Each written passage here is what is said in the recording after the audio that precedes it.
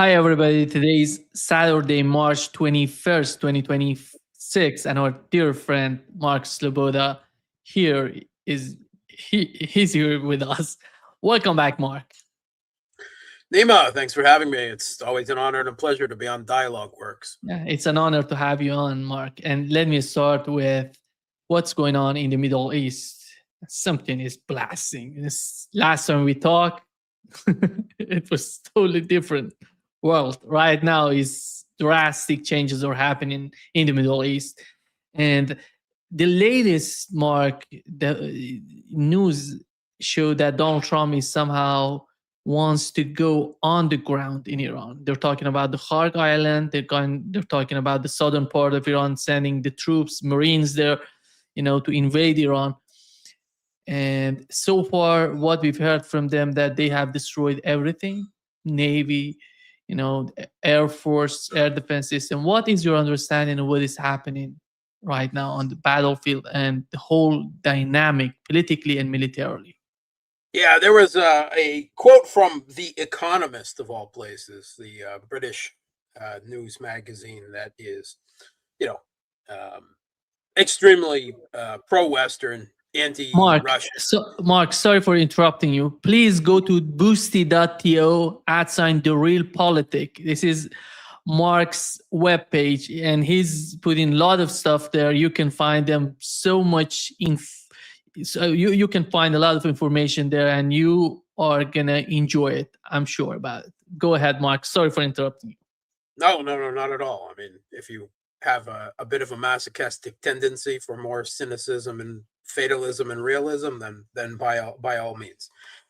So yeah, The Economist had a quote in the last week. It was from one of their reporters that he was commenting on Twitter X, and he said that yes, evidently it's true that the United States has destroyed 100% of Iran's military capabilities. However, that it's that 0% of Iran's military capabilities that is destroying Middle Eastern Gulf Arab state energy infrastructure, closing the Strait of Hormuz and sending the global energy markets and economy into a crisis. The Trump administration, as it has in so many other situations, its propaganda rhetoric is of the caliber that would make Baghdad Bob blush, right? I mean, it's an absurd fantasy land. The U.S. is this absurd, court of the emperor with no clothes, and no one is allowed to say. I mean, the Western mainstream media doesn't dare say, yeah, none of that is true. I mean, it's quite amazing what a completely propaganda blinded society that they live in. It's quite frightening, of course, because it leads to all kinds of screwy foreign policy choices like we're seeing right now. The reality of the situation is that the U.S. believed U.S. and Israel believed that they were going to achieve regime change probably within days. Right? They believed that with decapitation strikes, taking out the supreme leader and a lot of the top military and political leaders, that the regime was fragile, it would collapse, and then something, and then regime change. I mean, that's the classic South Park meme of gnomes collecting underpants. Phase 1, gnomes collect underpants. Phase 2, question mark. Phase 3, profit. Right? I mean, and that's the story here. Phase 1, drop some bombs and kill some people. Phase 2, question mark. Phase 3, regime change. Right? Of course, it didn't happen that way because the U.S. government operates from a caricatured assessment of all of its adversaries, Iran, but also Russia, China, the experts, quote unquote, who inform the U.S. government about these countries, and probably most countries in the world, to be honest, are the anti-Iranian, anti-Russian, anti-Chinese ideologues that have an extremely distorted views of the realities of these countries. So, they believe that, oh, the majority of the Iranian people is just waiting to achieve freedom and throw off their dictatorship. And if we just kill their supreme leader, that's it. It will all be over, and then they'll have freedom and kumbaya.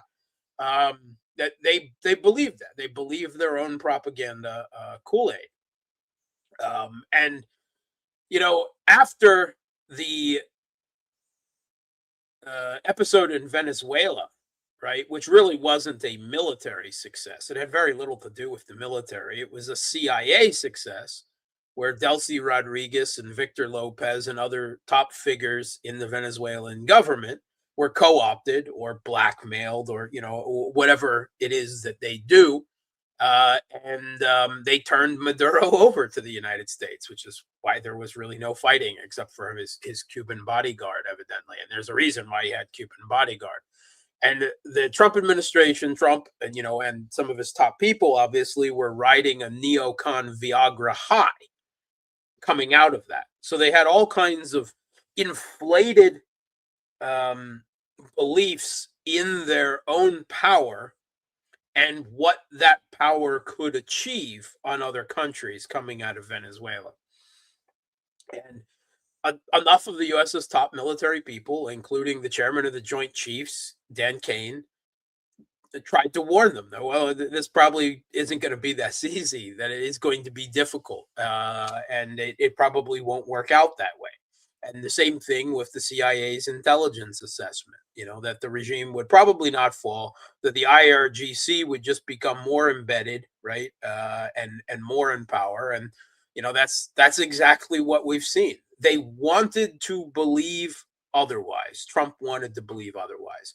Witkoff and Kushner, who are not only his two top diplomats, Witkoff being his real estate buddy from New York and Kushner his son-in-law, but obviously they're his close advisors on everything too, right? And that type of, nepotism with incompetence and leads to all sorts of things. We heard from a British diplomat this week that they believed that Kushner and Witkoff were essentially Israeli assets. So, that's why. Now, I don't believe that, the U.S. was pressured and tricked and dragged into this. Trump may act like a puerile, overgrown man-child, but he is not, right? He is an adult. He's the leader of still, in many ways, the most powerful country in the world. And the U.S. doesn't get dragged into anything. The U.S. does the dragging. So that's not to absolve Trump or of any responsibility for what has happened. But the regime change didn't happen. Even after the supreme leader, the head of the IRGC, and numerous the defense minister, numerous other people were killed, and gathering them all together in one place while the U.S. is setting up an armada off your shores, that was dumb.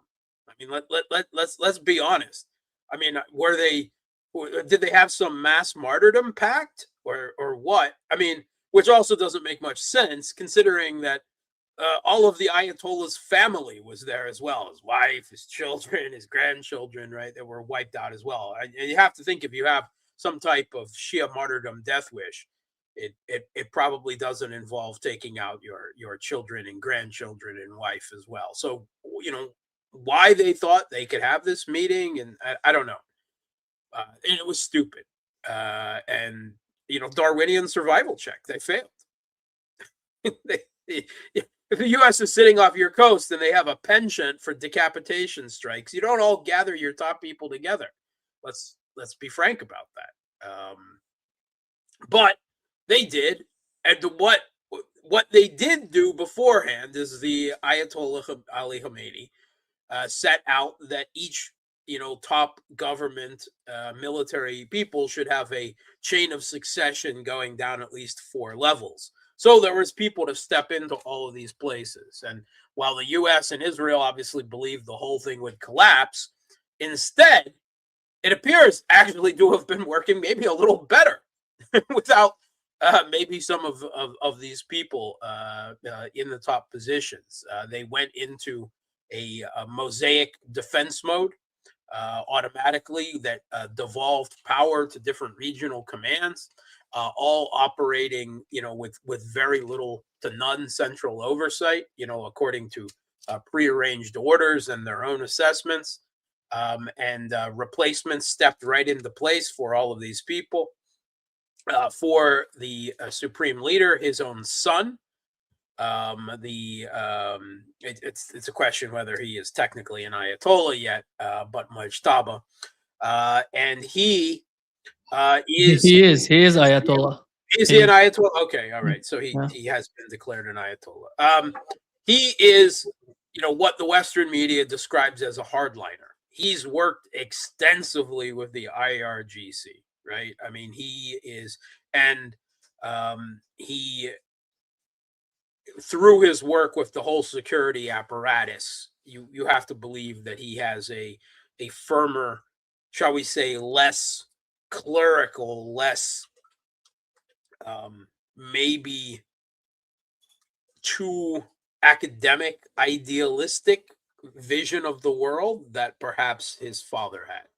He's a little more grounded in the grim reality, I would say, by everything that we've heard. And you have to remember that this supreme leader now just had his father killed, his wife killed, his children killed in these attacks by the U.S. and Israel. So a bit of an axe to grind there, I would say. I mean, the chances of diplomacy and at this point seem very slim to none to me. I mean, for a whole host of reasons. Not only that, but what the U.S. has done, what Israel continues doing, and Israel is continuing decapitation strikes. In the last week, we've seen the Secretary of the National Security Council, who has, by all accounts, been running the country in military mode since the death of the supreme leader, Larijani. He was killed. The intelligence minister was killed. The IRGC spokesperson was killed. The head of the Basij was killed, right? That's just in the last week, right? So the decapitation strikes continue. And there's an argument to be made that Israel is actually killing off anyone and everyone, particularly those who might be seen. Larijani was viewed as, at the very least, pragmatic, willing to negotiate, because Israel doesn't want any negotiation. They want the U.S. to be forced to forced maybe too strong a word, but to ride this to the end, whatever that end may be. But despite all of the claims of completely wiping out Iranian air defense, Iran completely wiping out Iran's missile launchers and drone launch facilities and everything, we see that as quite not obviously the case. Are we on the 70-something round of missiles being launched from Iran? Some 3 or so waves. It's 71, yeah. 71, yeah. And actually, in the last few days, those numbers have ticked up. Not insignificantly for missiles, for ballistic missiles and cruise missiles, but dramatically for drone launches. Drone launches have just gone up in the past few days. So quite obviously that is not true. I posted them on my own page. I'm sure many of you out there have seen them. These underground hardened, very not just holes in the ground, very high-tech facilities underground. Iran knew this was coming. They've known this and they built hardened underground facilities to launch their missiles, to launch their drones, to store their fast speedboats, and anti-ship cruise missiles and so forth, which makes it them very hard to target and destroy. Um, so they have enough of these, obviously, that they are able to continue. And the command and control is working surprisingly well. And despite the claims that Iranian air defense has been completely destroyed, in the past 2 days, we just received word of an F-35 vaunted stealth fighter hit, possibly survived and returned to a Gulf base, but definitely hit. And according to the Iranians, hit in Iranian airspace. So quite obviously, the air defense is still kicking. So now we're in that long-range strike war of attrition after the failure to get regime change that we were in June of 2025.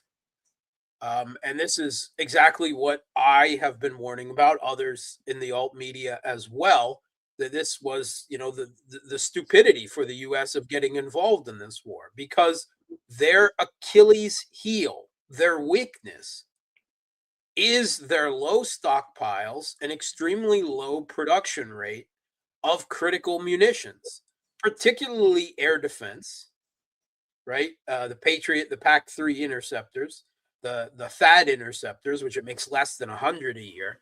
The PAC-3 interceptor, something like 620. I mean, that's nothing when you have to fire 2, 3, or sometimes, as we've seen in the last week, 6 or 7 interceptors at a single ballistic missile, and sometimes still not hitting it. So there's actually an open question about the effectiveness of the Patriot system and the THAAD system, perhaps as well. But not only the defense, right, the air and missile defense, but also critically low levels of precision standoff munitions, primarily the Tomahawk and the JASSMs, which is an air-launched cruise missile. And from everything you can tell, that the armada, the fleet, and armada might be too grandiose a word, the fleet that the U.S. assembled off the coast of Iran has apparently fired off all of the Tomahawks that they had, or just about. And there's not an easy way for them to be reloaded. They can't do that at sea. They have to go to a base. And all of the U.S. bases in the Middle East have been targeted and continue to be targeted on a regular basis, which means they have to go to Crete or somewhere, in the Pacific to reload, which is why now everything seems to have shipped to these JASSM, these air-launched cruise missiles. But still, there's still a limited supply of those as well, right? A few thousand, and that was before this conflict. With no ability to rapidly replace those numbers, right? So as long as Iran can keep stiff-arming the U.S., keep some semblance of air defense, and force them outside of Iranian airspace so that they have to use these standoff missiles to hit Iran, that they have, low numbers of, that's very good for Iran. And that's, by and large, as far as we can tell, what has happened so far. Now, if the U.S. manages to achieve some level of air dominance over Iran, then they can switch from the standoff precision weapons that they have very limited numbers of to ordnance like the JDAM, which is old dumb gravity bombs fitted with glide kits. They have to be like within 40 nautical miles range in order to launch those, right? So in or very close to Iranian airspace, and depending on what you want to hit, where in Iran, like in Iranian airspace. And they have effectively, infinite numbers of those, or, effectively. And when Donald Trump made these bizarre claims, he has enough munitions, that's what he was actually talking about, or, and that's the way he interpreted whatever it is was explained to him. Now, that would be very bad for Iran.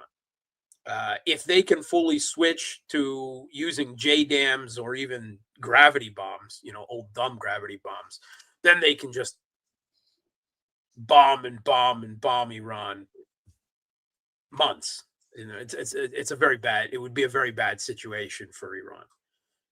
But that is not the situation as of still today, 3 weeks into the conflict. We saw that air defense is still taking down drones. They're taking down F-35s. So they've still got something left and kicking. And that's keeping the U.S. outside of Iranian airspace, and that's good for Iran. And the way Iran has responded is not only to hit Israel this time, but to hit all of the Gulf state vassals, allies, the Arab Gulf state allies that have U.S. military bases, which is practically all of them, that have been used to launch this attack. And they have been hitting, following an escalatory plan, an escalatory ladder. If you hit our energy facilities, we hit their energy facilities, right? And this is coupled with the de facto closing of the Hormuz Straits, at least to all Gulf and Western traffic. Now, Iran's own traffic is still going through the Hormuz, right? They're actually, according to some reports, exporting more oil through the Hormuz than they were before the conflict. And Chinese-bound tankers are going through, some Pakistani, some Indian. So, anyone who's not part of the West, can make arrangements. But the coupling of the damage to the energy infrastructure of these Gulf state countries and the closure of the Strait of Hormuz, this is Iran's sanction option. This is their nuclear option. They are waging an asymmetric war against the United States and Israel. Their job is to make the energy markets scream, thus making the global economy scream until Trump and Netanyahu stop. That's their whole game right now. And it's an enormous amount of leverage. The U.S. has no ability, right, to unblock the Strait of Hormuz. The U.S. Navy, Trump made comments about it like a week ago. Oh, we're going to, clear it out. We're going to escort ships. And the Navy's like, no, we're not. You see how long that coastline is against Iran to get into the Strait of Hormuz? And we'd be hit by drones and missiles and anti-ship cruise missiles and sea mines, if they laid those, as anything. There's so much. And then the Navy's like, no, we're not going in there. that's a death trap. We've war gamed that out. It doesn't end well for us. And then Trump tried to get all of his allies, right, or ostensible allies, the UK, France, Japan, South Korea, even China. Oh, you all have to go in and free the Strait of Hormuz. And everyone's like, yeah, no, you got this. And he was furious. He's throwing petulant fits like a child, threatening NATO, all of this stuff. But the reality is the U.S. has met another geopolitical hard limit.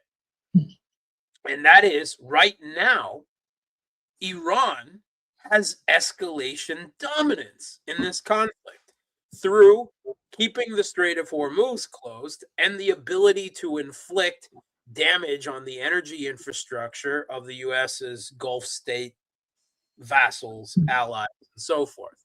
And this really came to a head in the last 48 hours when Israel / the U.S., take your reading, attacked Iran's South Pars gas field. And this is the largest gas field in the world. So it's a big deal. And this gas field, it actually, it runs, under. It actually is connected with Qatar. The Iranian side, it's called the South Pars, but it's actually, the north side of that, and, south to Qatar. And what Iran immediately hit in retaliation was the Qatari Ras Laffan LNG facilities, which they destroyed 17% of Qatar's LNG liquidation and refinement capacity.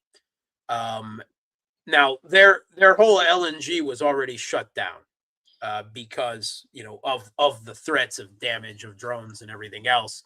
And they're the second biggest exporter of LNG in the world, which has led to natural gas prices going through the roof, particularly in Europe and for countries like South Korea and Japan that are heavily reliant on it.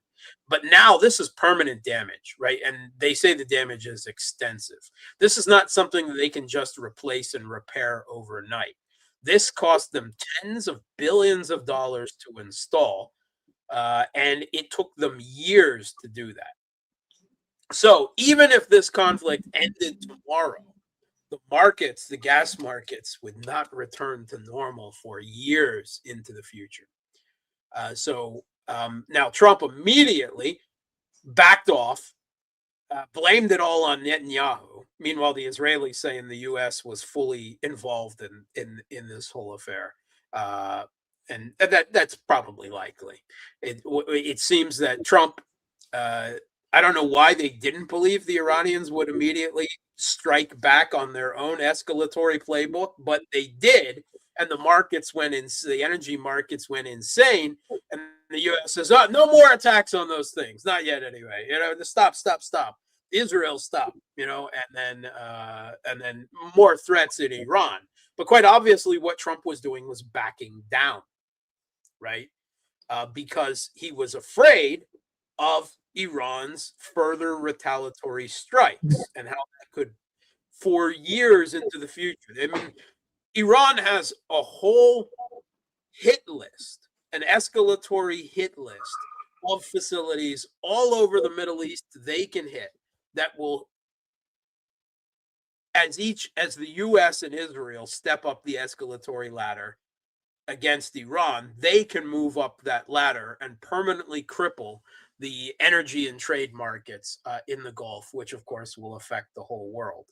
And this is amazing. Until now, really, or maybe the last year, maybe you could count China's use of rare earths as leverage against the U.S. as well. But until the last year, really, the U.S. had this position as the hegemon, right? That they weaponized their economy and the global financial architecture they controlled against other countries, right? With sanctions, with cutting off of SWIFT, all of this, existential economic warfare that they waged against Russia. And Russia weathered it, but they didn't really have the means to strike back directly. Well, Iran is in an existential situation, and they have the means. And they have hit back at the global energy markets, the global economy, and weaponized the global economy against the United States, right? And they've called into question the entirety of the relationship between these Gulf Arab states and the United States, because supposedly the U.S. is there to provide them security. And the opposite is happening. They are being targeted because the U.S. is there and using, the facilities they provided to them. So this has enormous global economic and global order potentially changing consequences, like the conflict in Ukraine, but particularly as far as energy, things perhaps to an even greater extent. This is amazing. And the conflict has already spread across the entirety of the Middle East and beyond, right? We've had actions from Sri Lanka all the way to Crete. I mean, that's how far this conflict has spread. And in the north, from the Caspian and Georgia, all the way down to, the southern points of Saudi Arabia and the Gulf states. This is a regional conflict. It has spread horizontally so fast, involved so many countries.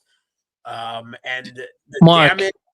Mark, just the breaking news. Iran just hit the Dimona, and here is the footage. 20 people were hit.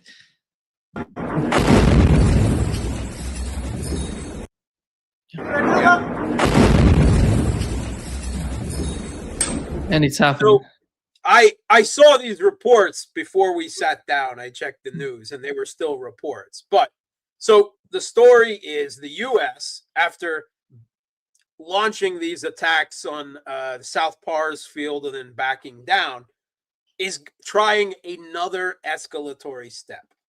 And they hit the Bushehr nuclear plant. Well, not the plant itself, but buildings out as part of the complex yesterday. And today, evidently, they hit the Natanz nuclear enrichment site.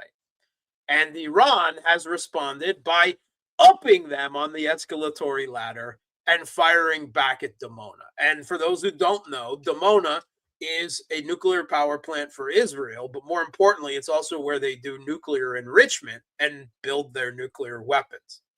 That is another of Iran's nuclear options. And actually, when I was involved in war games, when I was in university, this was an option to always play against Israel. If Israel uses a nuke, you hit this site in Israel, and it's effectively your own nuke, right? I would suspect that this was probably a warning shot, right? Wasn't something that was intended to, completely destroy the reactor, or if those reactors are actually built to withstand a lot of damage, so there's a question about that. But this was probably a warning shot, right? Because the same thing at Bushehr. Bushehr is a really interesting case. Bushehr is nuclear power plant in Iran. It was largely constructed by Russia, and it's run to a large extent by Russians. The Rosatom had, at the beginning of this conflict, some 640 personnel there, right, who were operating this plant. Now, I did read about a week ago that hundreds of them were evacuated, but you have to imagine, I don't know how many, but there were still some there. And I saw the strikes at Bushehr yesterday by Israel as essentially a threat to Russia: get all your people out of the country now, and probably stop helping Iran as well, which, of course, Russia's not going to respond well to. But following with the attack on Natanz today, that presents it with a different image. It's not just a threat to Russia. It is a step up the escalatory ladder, hitting Iranian nuclear sites. And Iran is in that mode, tit for tat, bam. And not just a straight up tit for tat. They just go right up the escalatory ladder, right? It's not tit for tit, it's tit for tat. And so they go for Dimona. And like I said, this first one was probably a warning shot where they demonstrate what they can do. But this is crazy. Mark, just let me show another footage that just came out. Whoa. Whoa. Whoa. Whoa. Whoa. How about? Yeah.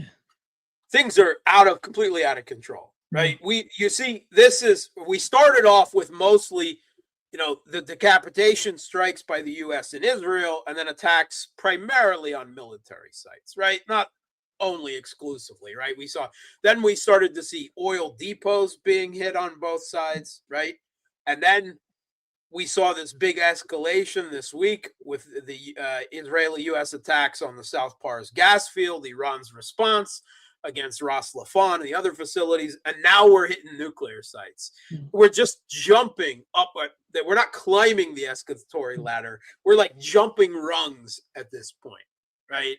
Because the U.S. is freaking out. They're, by the relative power between Iran and the U.S. and Israel, they have very different levels of victory in this. The U.S. outright said that their goal is regime change, right? Trump says he wants to decide the next supreme leader of Iran, right? I mean, they were quite clear about this. Netanyahu, this is the culmination of 40 years of my life's work to get the U.S. to fight this war for us.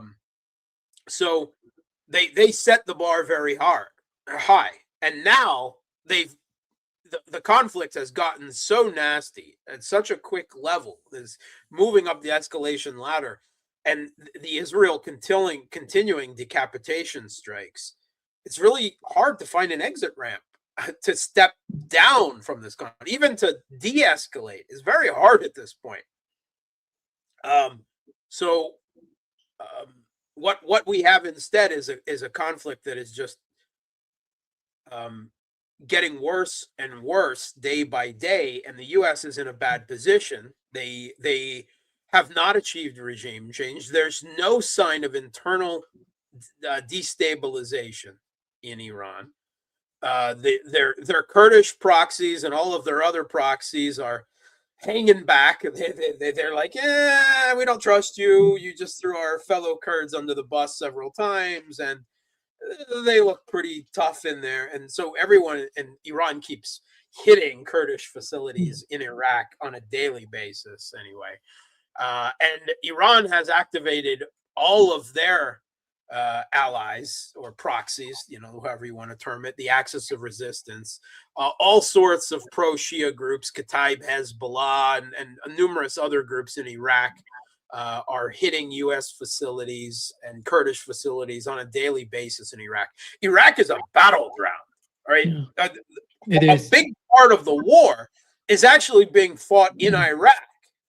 Again, and it's something that is so primed to destabilize the fragile Iraq, because it's primarily the U.S. hitting pro-Iranian Iraqis and of primarily Shia distraction, and Iran hitting anti-Iranian Iraqis, primarily of the Kurdish distraction, right? And you can see where this could lead to a renewed civil conflict in Iraq very easily. So that's a very dangerous situation. But also, Hezbollah has stepped back into the chat, and contrary, they received a mauling, right, just a couple of years ago, but they're back. I mean, and they're Israel's saying, well, we didn't think they were still capable of this kind of thing, and Israel is trying airstrikes, trying another ground incursion, but it's all not looking really good. In fact, the Trump administration evidently tried to get the new Al-Qaeda ISIS regime of al-Julani in Syria to start a two-front war against Hezbollah, and they're like, no, we're kind of, just settling in here. We don't really want to mess it up with Hezbollah again, right now. So they've declined, again, leaving the U.S. and Israel with no real allies in this. And the Houthis have now just declared war on the United States as well. And they are primed to put a double whammy on the global energy and trade market, because they can close off the El Mandab Straits in the Red Sea. Now, Saudi has pipelines across the desert that they can bypass the Strait of Hormuz to a certain capacity, not their full capacity, but send oil instead through pipelines across the desert to the ports on the Red Sea, and then ship it out that way. They don't have full capacity that way, but still, the Houthis can shut all that down, and that will, just further. You think oil prices are high now? Just wait. Yeah. Oil prices, gas prices, right? And it's not just oil and gas, because actually, urea fertilizer was one of the primary exports out of the Gulf as a byproduct of oil refining, and that's being stopped, which has led to fertilizer prices going through the roof, which leads to agricultural prices and food prices going through the roof. And with food prices and energy prices, which means gasoline prices in the U.S., all going through what's going to be hyperinflation very soon. Mark, we already have the truckers strike here in Brazil because of the price of it. And it's hugely influencing the whole economy here. It's going to affect the whole world, or most of the world, to a very big extent. and keep getting worse on a daily basis, now. Except for Russia, of course. Mm. Because Russia exports oil and gas, and Russia is the world's biggest fertilizer exporter, and Russia is a huge food exporter as well. So, and all of the munitions, the air defense munitions and potentially offensive munitions that either were or could go to Ukraine are now no longer going to Ukraine, right? We had a headline in the Telegraph yesterday that Zelensky is on a "Don't you forget about me" tour of Europe right now, because everyone is forgetting him, of course, in the scope of this conflict. And Russia's also getting some payback. For years, the U.S. and the Cashing West, in, yeah. yeah. Oh, well, they're cashing in economically, but they're also cashing in militarily, in blood as well. And the Western media is full of reports that Russia is providing Iran with all sorts of help, intelligence, satellite drone tactics, and possibly actual, military supplies and other things as well. We don't know. There's a lot of rumors and so forth. But certainly everyone seems to agree on the intelligence and the satellite data and the data sharing and helping them hit all of these sites so precisely. And it's some payback. The Europe is screaming, "How dare Russia help the Iranians hit the U.S. and the Israelis, and their Gulf vassals." And Russia's like, "Haven't you been proxying the Kiev regime to hit us for the last 4 years?" Payback's a female dog, isn't it? I mean, so now, this is all to a certain extent, because it is vitally geopolitically important to Russia and China that the U.S. not achieve regime change in Iran, right? So up until that point, this is fabulous for Russia. From a very cold-blooded, realpolitik point of view. But as long as the Iranian government survives, and pending a global depression, which would then bring everything crashing down, in the short term, at least, this is all very good. In fact, the U.S. even withdrew a few. They didn't really, saying they withdrew sanctions. They announced temporary waivers on oil tankers that were already at sea. It's not a lot, but it's a step back. Any step back from sanctions symbolically at this point is a sign of the failure of these policies against Russia. Russia right now is just they're cashing in on the oil, the gas, the fertilizer, right, and everything. And militarily, they're getting some payback against the West, right? So from the Kremlin, they're.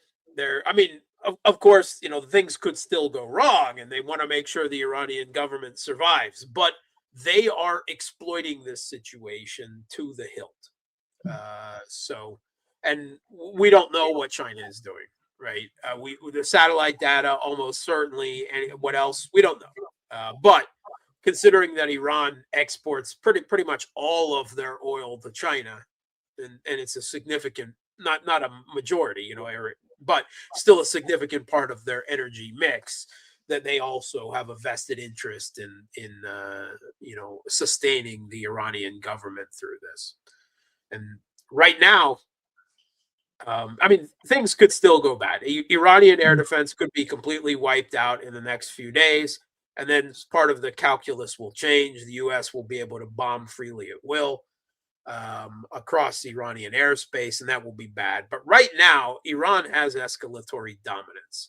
Everything the U.S. is doing to escalate against energy sites in Iran, they can hit back even harder against Gulf sites or U.S. military bases or Israel. And the U.S. is absolutely outraged and frustrated, and Trump is torn between escalation and looking for an exit ramp, declaring victory and trying to go home. He's obviously torn between those two impulses right now. They obviously do not have a plan how to proceed at this point. Of course, that's very dangerous when the U.S. is like this, and we always do have to remember that Israel does have nuclear weapons, and so does the United States, which is kind of the ultimate escalatory dominance of its own. But of course, that has huge political, diplomatic, global repercussions if it gets that bad. I don't see it getting quite that bad, not yet anyway. But certainly, it's just we're on riding a tiger or a tsunami. Mark, I think right now what's so important, it seems that in the mind of the Trump administration and the way they're thinking about how to somehow gain some sort of leverage, it seems that the ground operation is so popular in the United States. This is such a joke. They're not gonna survive. I don't know. No, they can't. But Donald Trump is not a rational thinker. No, they're not. That's the thing. They are not rational. They try to present Iran as some radical, crazy, theocratic bunch of crazies.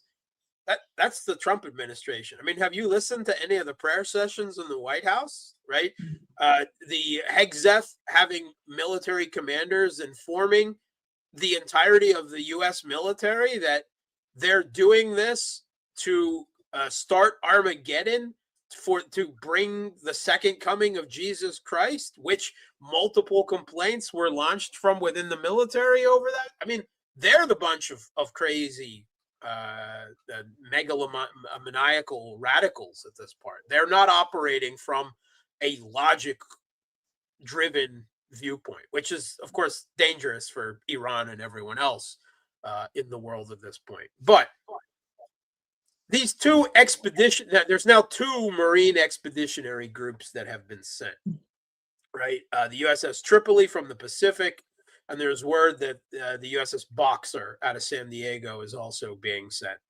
So each of those expeditionary groups has a total of about 2,500 total Marines. So that's 5,000. But in reality, only about a couple thousand of those are actual, shall we say, combat troops. The rest of them are support troops. So really, it's like 2,000-3,000 troops, really. What is the size of Iran's military? 500,000 standing, 1 point some million with reserves and everything like that, right? The U.S. has not achieved air superiority over Iran or the Strait of Hormuz or anywhere else. Iran can continue to launch drones, anti-ship cruise. What are these two little expeditionary? Do you see how far up the Strait of Hormuz, how far up that gauntlet they would have to run to reach Harg Island? That's a chicken shoot. I mean, that's like a shooting gallery. It's ridiculous, right? They think 2,000 troops is going to take the port of Alban? It's mad. They're mad. I have to think that, either this is some ridiculous bluff, or the military people, I don't know. They're not in charge of presenting options to Trump that are realistic at this point, because this would just get U.S. troops killed to no real effect, right? Even if the U.S. had complete air dominance over the target area, this would still be extremely difficult, next to impossible. And according to some sources, they're considering, this is even more fanciful, some kind of the largest special forces operation in history to drive deep into Iranian territory, storm their underground bunkers, and retrieve their enriched uranium and get it out of the country. Yeah. That's like James Bond movies have better, more realistic plots than that. I mean, come on, it's just insane. Mm-hmm. Is it bluff? Is it some type of further escalatory bluff, or are they really that mad? And if they are that mad, then they're just going to get lots of Americans killed, which of course could have lots of unforeseen consequences. We don't know what spiral that will send us down towards, with Americans then baying for blood against Iran or against Trump, depending on the political winds. It could get much nastier, or it could lead to the downfall of the Trump administration rather quickly in the United States. So I can't take these ground and force talks seriously. If they are serious, then it is a disaster that will make Gallipoli look like a victory, right? I mean, that it would just be madness, stupidity and madness. Mark, what Donald Trump want? What does he want from Europeans in this Strait of Hormuz? Because he's just keep begging Europeans and NATO allies. What does he want? What are he doesn't even know. He doesn't even with? know. The Europeans don't have the naval capabilities to do anything that the U.S. I mean, they have their naval capabilities are nowhere what the U.S. Navy is capable of doing, and the U.S. I mean, they're just paltry, and the U.S. Navy is saying no, we can't go in there. We'll get shot up. The only thing the Europeans could possibly do is to present more targets for the Iranians to hit. I mean, use them as human ship shields. I don't know.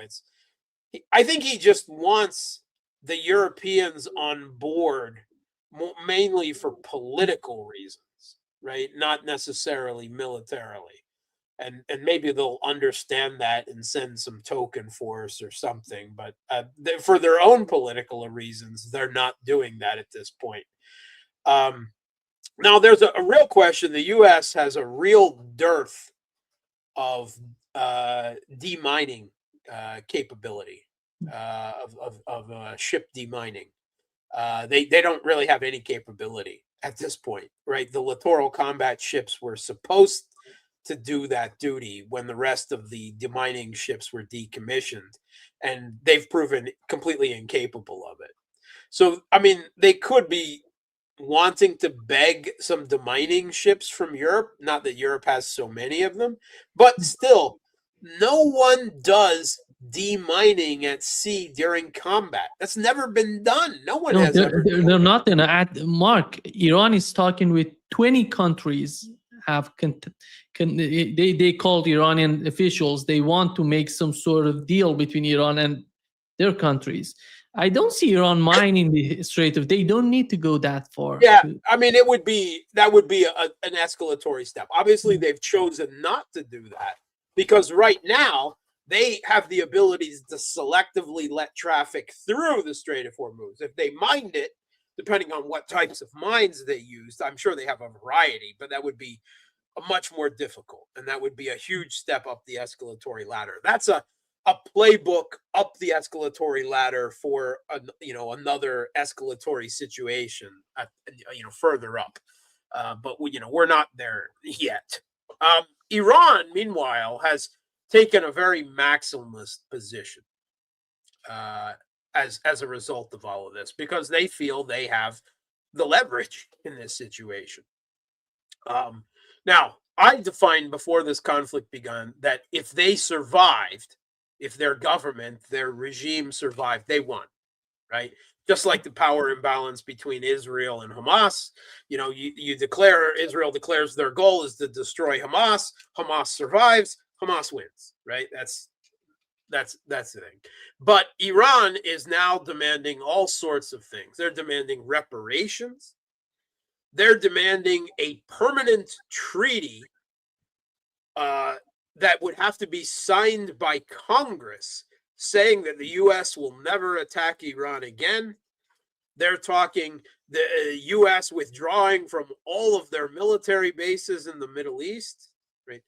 None of those things are going to happen. I don't care what dominance Iran has over the current situation. They don't have enough leverage over the United States. And they also want all sanctions removed. which is also, I mean, that has to go through Congress and so forth. So I perfectly believe that the U.S. at some point could try to declare victory. We won, we destroyed all of this, blah, blah, blah, and we're just going to go away and stop actively attacking and hope that the Iranians stop and open up the Strait of Hormuz. It's not clear that they will at this point, but I cannot see the U.S. conceding any of those Iranian demands, none. So that leaves a position where this conflict, for at least the foreseeable future, is hard to imagine ending. I mean, at some point, Iran is going to start suffering shortages of missiles. They can still, produce some, and they will, and they can produce greater numbers probably of drones, continuing to move forward. And the U.S. is rapidly running out of interceptors. I mean, rapidly, and standoff munitions. But it's a lot easier for both sides to exhaust themselves in a long-range strike war of attrition than it is a more classic on-the-ground war of attrition that you're seeing between Russia and Ukraine/NATO in Ukraine, right? The Kiev regime and there. This is all much more expensive stuff that flies through the air, right, at each other. And by definition, that is more expensive, and there's less of it than say, troops. And I heard Aragchi, the Iranian foreign minister, say, "Send your troops. We'll be waiting for them." And then they would be. I mean, that would be a chance to kill Americans in a way that they can't easily reach out and do, even with long range strikes, considering how the U.S. has evacuated all their bases. They really, in some ways, they might look forward to it. Right? It reminds me, Mark. It reminds me of Ukrainian counteroffensive. Yeah. And it was just stupid. It would be stupider than that. Yeah, It would be stupider than the Kursk Fools Crusade. It would be stupider than that. Yeah, but we are not dealing with rational leaders in the United States. No. I mean, they try to present the Iranian leadership as, crazies. Right? They're the crazies. I mean, quite obviously on multiple levels, right? On obviously on religious grounds, when we're talking the Christian Zionists and the actual Zionists in Israel, but also they're not operating from a realistic, logical understanding of the world and of their own military power and what it is achieving and not achieving in Iran and elsewhere. And, I mean, we saw the first defection from the Trump administration in this last week. The head of U.S. Counterterrorism Center, Joe Kent, whom was personally appointed by Trump, he resigned in protest over this attack on Iran, saying that Iran presented no imminent threat to the United States and that this is being driven by Israel. I think that's a bit of a cop-out. But yeah, there's no question they played a role in encouraging it. That's for sure. And then Trump tried to say that Joe Kent is weak on security. Now, as an ex-U.S. military member, let me just say that Joe Kent was a Green Beret, an 11 times combat veteran, and then an operative on militarized missions for the CIA. Oh, but he's weak on security. Get the fuck out of here, you piece of shit. The guy who didn't serve the army is talking about that. Well, Mr. Bone Spurs himself, right? Draft dodging Vietnam. Yeah. Joe Kent is weak. I mean, I don't have to like Joe Kent. I don't like his politics. No, we're not talking. We're talking about the position they're taking. He showed principle, right? That hats off. His career is over. I mean, he's under investigation now, right? Yeah. I mean, he'll never serve in government again. So, I mean, that wasn't a small thing to do, but he's the first one to say this emperor has no friggin' clothes. I mean, he said it, and no one else has, not even his direct superior, Tulsi Gabbard, at this point. No. So, Yeah, exactly. what a embarrassment that whole, Yeah. what a disappointment she is. Exactly. Yeah. Big disappointment with Tulsi Gabbard. Thank you, Mark, for being with us today. Great pleasure as always. Bye bye. Till next time. See you next time.